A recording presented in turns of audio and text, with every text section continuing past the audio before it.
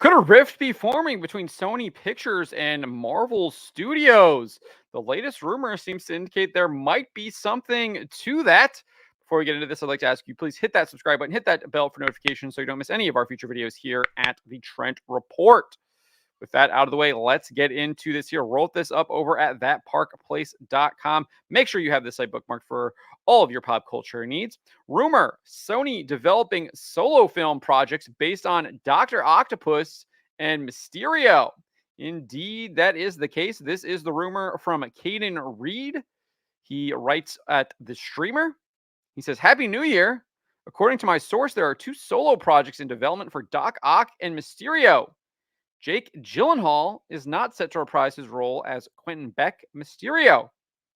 So that begs the question, what is going on between Sony Pictures and Marvel Studios? We know that Jake Gyllenhaal did indeed play the role of Mysterio in Spider-Man Far From Home, a Marvel Cinematic Universe film that had Happy Hogan, Jon Favreau's Happy Hogan in it as well. We also saw Doctor Octopus enter the Marvel Cinematic Universe in Spider-Man No Way Home. Alfred Molina reprised his role from Spider-Man 2 in that movie. So this appears to be a step away from the MCU. You are taking a villain who has appeared in the MCU and developing a solo project for him. On top of that, you are going to be seemingly casting a new character to play Mysterio, separating it even further from Gyllenhaal's version. As for Doctor Octopus, I would not assume that they would have Alfred Molina reprise that role either. So you might be seeing a new Doctor Octopus as well. Again, another separation from Molina's character, who did indeed appear in the Marvel Cinematic Universe in Spider-Man No Way Home. However, having films about villains is not out of the ordinary for Sony Pictures. Obviously, they've made Venom and the Venom sequel, which is, I think, was like Venom There Will Be Carnage, I think was the official title, with Tom Hardy playing the titular villain turned anti-hero. A third Venom film is also currently in production. Hardy shared a shot from that back in November on his Instagram. You can see that here, and he says there Venom 3 in the comments with the fire. We also have the Morbius film starring Jared Leto. And then Sony Pictures has Kraven the Hunter starring Aaron Taylor Johnson in the lead role. That's going to be coming out August 30th of this new year, 2024. They previously had a film focused on Black Cat and Silver Sable in the works, but it was scrapped a number of years ago. So they have been developing these kind of projects for a while, and they've obviously put some of them out there. They also have the upcoming Madam Web film. So it's not just the villains, anti-heroes that are part of that Spider-Man catalog that they own, but it's also his supporting cast. So you've got Madam Web, Julia Carpenter, Anya Corazon, and Mary Parker, played by Dakota Johnson, Sydney Sweeney, and Isabella Merced in that film. That's supposed to be coming out later this year, actually in February. So just a month away.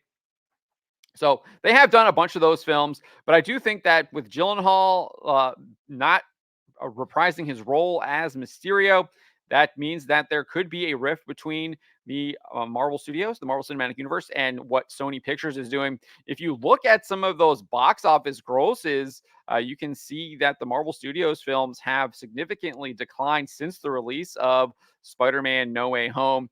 That film, which saw the return of Andrew Garfield and Tobey Maguire as Peter Parker, aka Spider-Man, as well as the return of Jamie Foxx as Electro, William Dafoe's Green Goblin, and Alfred Molina's Doctor Octopus, it grossed a whopping $1.9 billion worldwide, 814.1 million domestically, and over 1 billion internationally. If you look at the films that came out after it, you saw Doctor Strange: The Multiverse of Madness only doing 952.9 million. Clearly almost $1 billion less in May 2022. Then Thor: Love and Thunder declined to just 760.9 million. Black Panther: Wakanda Forever saw a slight bump from Thor, but was still down from Multiverse and Madness. It clocked in at 853.9 million. And then Ant-Man and the Wasp: Quantumania, sharp decline to 463.6 million. You did see a little bit of recovery with Guardians of the Galaxy Volume 3 at 845.4. And then the Marvels posted the worst ever box office gross for a Marvel Studios film with just a mere 200 million. So obviously you see that trend is in decline overall, with Guardians of the Galaxy kind of being that exception with what would 853.9 million. But if you go back and look, it's still worse than the grosses for both Guardians of the Galaxy, the first film, and Guardians of the Galaxy Volume 2. I think one of them you have to adjust for inflation, but it's still worse than I think it's still worse than two just on total numbers, not even adjusting for inflation. So in decline, the Marvel Studios and the Marvel Cinematic Universe is. Um, well, that might not be the main reason why they are splitting apart, because obviously these Sony films haven't done that great either. Venom did 856 million in 2018. Then Venom Let There Be Carnage did 501.5 million, coming right back out of COVID in 2021. There, I think it was like November, and then Morbius just did 162.7. And I don't think there's high expectations for Craven the Hunter and Madam Web. They look like they will probably not do very well either, probably in that range of the Marvels and Morbius there. Just I don't know. I don't see any hype around them, and people just don't seem to be interested in those characters, especially having them separated from Spider-Man. And that begs another point here. Why do we even need to see movies about Mysterio and Doctor Octopus without Spider-Man? I think that is just utterly stupid. I think Venom was pretty much the only one you can really do that with because of his comic book origin. He is obviously was originally a villain, but he has turned anti-hero, and so there are stories that you can adapt and bring that to the screen and kind of play that. But when you're doing straight up villains like Doctor Octopus and Mysterio, you need Spider-Man to be the foil to them. It works. I think that's how it works. So if they are doing these films, I would hope that Spider-Man would have to be involved rather than kind of going the Venom, Morbius route and the Craven the Hunter route that they are going, which seem to be kind of devoid of comic book inspiration, especially that Craven the Hunter film doesn't look like it really has anything to do with the Craven the Hunter we know from the comic books. So I think this is all a terrible idea.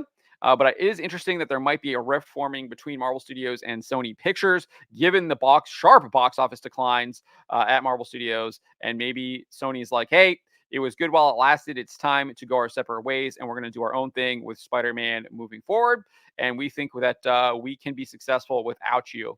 And I think that is really telling if that is indeed the case on just how far Marvel Studios has indeed fallen and how far the Marvel Cinematic Universe is. And I don't really think it can be saved at this point. But let me know what you guys make of this rumor. Do you think that there could be a rift forming between Sony Pictures and Marvel Studios? What do you think it portends for the future of the Marvel Cinematic Universe? And are you interested in seeing solo films based on Doctor Octopus and Mysterio? Let me know in the comments below. Remember to always be charitable, but to always speak the truth.